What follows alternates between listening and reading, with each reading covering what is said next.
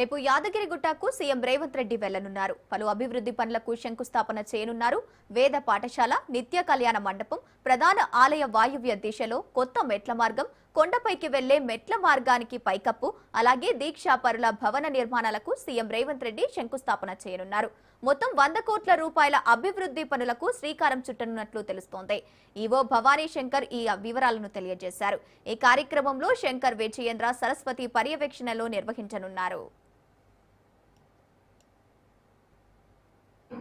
గౌరవ ముఖ్యమంత్రి వర్యులు రేవంత్ రెడ్డి గారు మరియు కంచి కామకోటి పీఠాధిపతులు పరమహంస పరివ్రాజకాచార్యులు శ్రీ శ్రీ శ్రీ శంకర విజయేంద్ర సరస్వతి స్వామివారు ఈ నెల 23వ తారీఖు అంటే ఎల్లుండి ఉదయం 9:37 టెంపుల్ సిటీ నందు శ్రీ లక్ష్మీ నరసింహస్వామి వేద పాఠశాల శంకుస్థాపన చేస్తారు. దాంతోపాటుగా 4 ఇతర అభివృద్ధి కార్యక్రమాల్లో కూడా శంకుస్థాపన చేయడం జరుగుతుంది.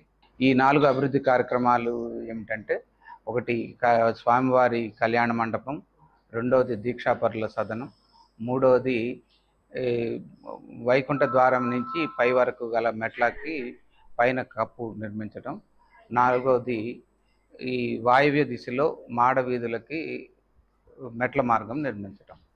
ఈ 4 కూడా మనం చేపట్టబోయే కార్యక్రమాలు. వేద పాఠశాలతో కలిపి మొత్తం 5 కార్యక్రమాలు ఉంటాయి. ఈ మొత్తం అంచనా విలువ 100 కోట్ల రూపాయలు. ఇవి ఆలయ నిధులు, దాతల నుంచి మరియు గవర్నమెంట్ గ్రాంట్ల నుంచి కూడా ఈ నిధులను సమకూర్చుకొని మనం ఈ పనులు చేపట్టడం జరుగుతుంది.